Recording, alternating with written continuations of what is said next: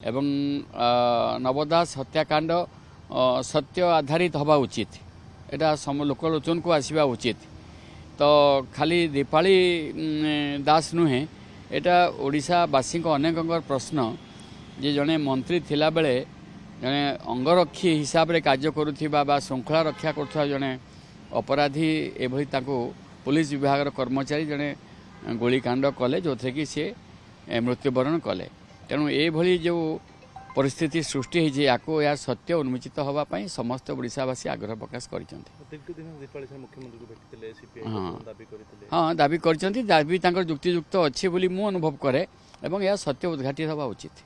BJP विधायक शंकर त्रिपाठी हूँ कहते नवीन सेन जो कहले 2029 मो नेतृत्व लड़ा आम विजय करूँ सरकार करूँ प्रश्न कर नवीन को कौन आवश्यकता पड़ा कहना मो नेतृत्व ना यहीटा आम दलर मैटर आम दलर मैटर ए अन्य कहार मुंड खेलार आवश्यकता ना।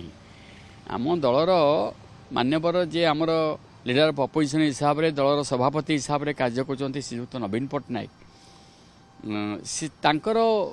ए सब कहबार अधिकार अच्छी। यहीटा अन्य दलर किसी प्रतिक्रिया किसी लाभ ना कि भाबार ना। राजनीतिक दल हिसाब से आमर जो रूल करने कथा मान्यवर लीडर ऑफ अपोजिशन श्रीयुक्त नवीन पट्टनायक ता करुचंती एवं दल क्षमता को आसबार जेकोसी दल क्षमता को आसबार स्वप्न देखे जो निर्वाचन आसे एटा अति साधारण कथा। तेणु से भाव में मान्यवर नवीन पट्टनायक ताको स्वप्न देखुंट जे ये दल को संगठित करवा 29 मसीह पुणी निर्वाचन लड़वा आ क्षमता को आसवा यहाँ अन्य कहार ए किसी प्रतिक्रिया हबार किसी ना। यहाँ से स्वाभाविक भाव में से कहते